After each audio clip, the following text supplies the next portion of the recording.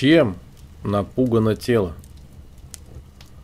Дело, естественно, не просто в теле, а в совокупностях того сознания, которое несет в себе тело.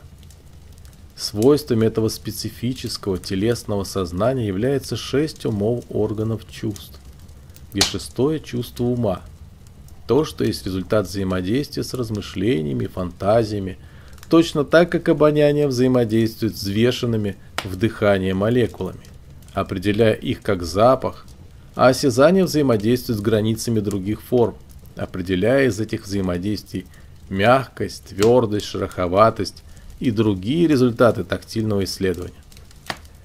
Эти ощущения должны иметь опору.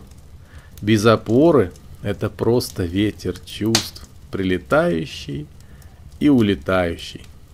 Опора – это граница.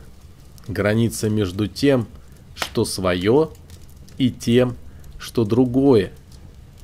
Граница между разным. Без обозначения кого-либо как своего – это тоже просто граница, некая, не имеющая никакого значения ни для кого.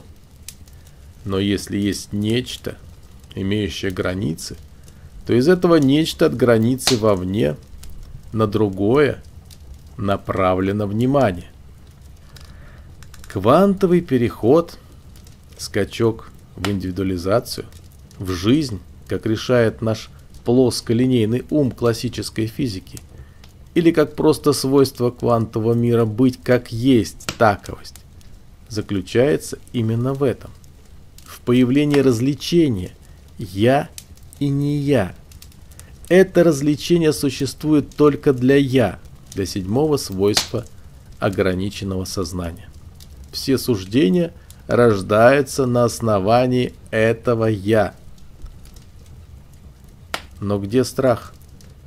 Эти 7 свойств существуют в себе, чего им бояться. Они могут, конечно, высказаться, что им полезно, вредно или никак.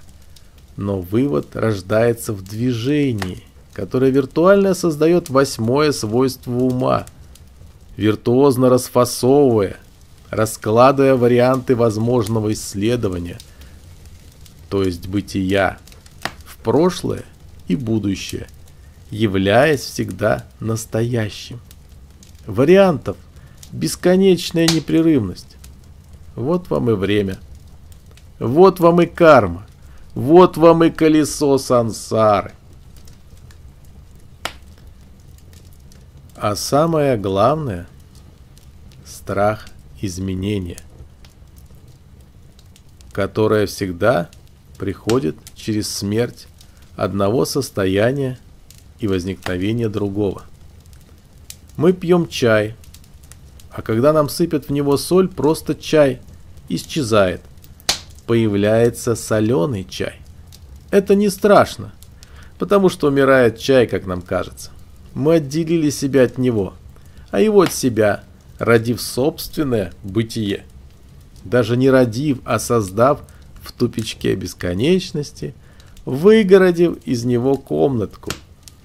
Так вот, жизнь для всего этого табора заключается в плавном и непрерывном прохождении через события.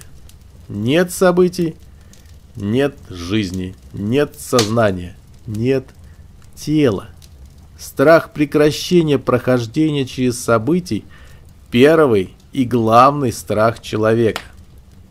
Поэтому он постоянно насыщается и требует насыщения, боится недостатка в насыщении потом, делает запасы, когда нет событий, просто ест.